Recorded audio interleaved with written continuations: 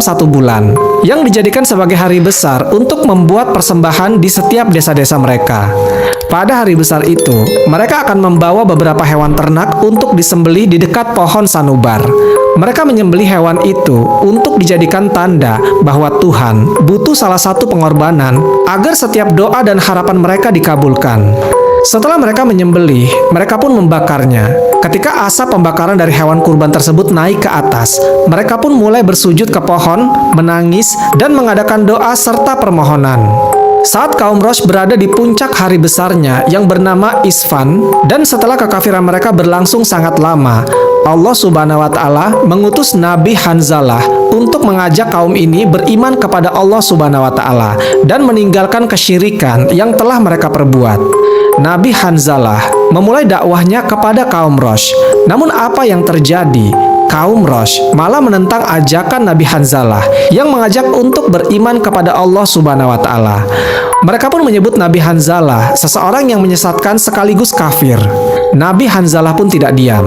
Nabi Hanzalah alaihissalam mulai berdoa kepada Allah Subhanahu wa Ta'ala untuk membuat layu pohon sanubar yang disembah oleh mereka. Allah Subhanahu wa Ta'ala pun mengabulkan doanya. Pohon sanubar tiba-tiba layu dan mati. Saat menyaksikan itu, kaum Rosh sangat marah dan berkata, "Sesungguhnya lelaki ini telah menyihir Tuhan kita." Maka mereka pun berniat untuk membunuh Nabi Hanzalah. Mereka ingin Nabi Hanzalah mati dengan tersiksa.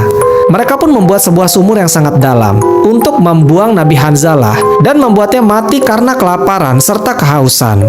Selama dakwah, kaum Rosh tidak mendengarkan apa yang disampaikan oleh Nabi Hanzalah.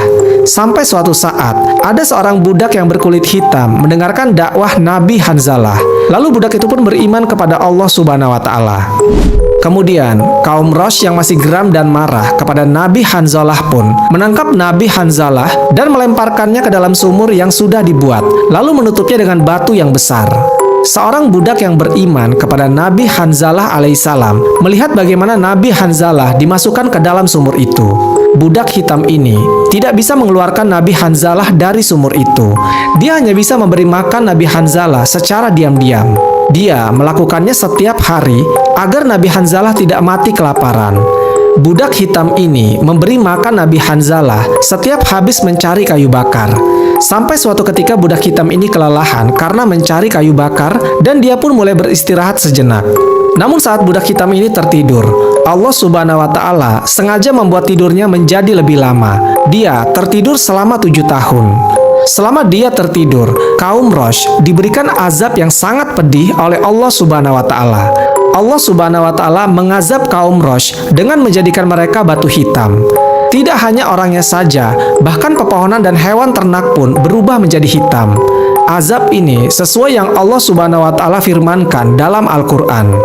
Masing-masing telah kami berikan kepadanya perumpamaan-perumpamaan nasib umat terdahulu, dan masing-masing telah kami hancurkan sehancur-hancurnya. Al-Quran Surat Al-Furqan ayat ke-39. Sampai akhirnya, salah sebagian dari mereka bertobat dan mengeluarkan Nabi Hanzalah dari sumur. Mereka pun mulai beriman kepada Allah Subhanahu wa Ta'ala dan Nabi Hanzalah alaihissalam. Setelah itu, Nabi Hanzalah pun penasaran kemana perginya budak hitam yang selalu memberinya makan. Tidak ada yang tahu kemana dia pergi dan apa yang dilakukannya. Kisah ini diceritakan dalam sebuah tafsir. Nabi Muhammad SAW bersabda, lalu Nabi kaum tersebut bertanya keberadaan budak tentang apa yang dilakukannya. Mereka menjawab, kami tidak tahu, sampai Allah Subhanahu wa Ta'ala mencabut ruh Nabi itu. Dan setelah wafatnya, Allah Subhanahu wa Ta'ala membangunkan budak hitam tersebut dari tidurnya. Budak hitam itulah orang yang pertama kali masuk surga.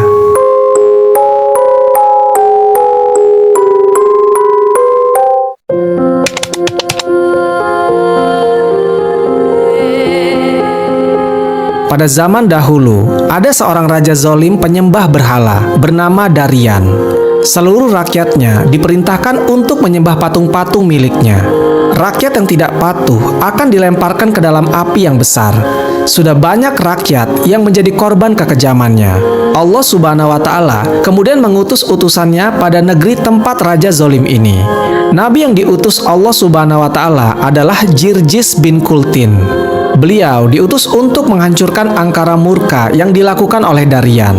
Suatu ketika, Nabi Jirjis alaihissalam bertemu dengan Darian. Nabi Jirjis alaihissalam berkata dengan tenang, "Mengapa kamu tunduk menyembah berhala yang tidak dapat mendengar, melihat, dan tidak dapat memberi kekayaan kepadamu?" Darian menjawab, "Sesungguhnya harta dan tahta kerajaan serta seluruh nikmat kemegahan ini kuperoleh sejak aku menyembah berhala-berhala itu, dan aku tidak melihat kesenangan pada dirimu sebagai hasil penyembahanmu kepada Tuhan yang engkau agung-agungkan itu." Nabi Jirjis alaihissalam pun membalas, "Sesungguhnya segala kenikmatan dan kesenangan duniawi akan sirna, sedangkan nikmat akhirat yang Allah Subhanahu wa Ta'ala anugerahkan padaku akan selamanya." Setelah itu, mereka berdua berdebat makin sengit. Karena makin terdesak, emosi Darian pun bangkit. Saking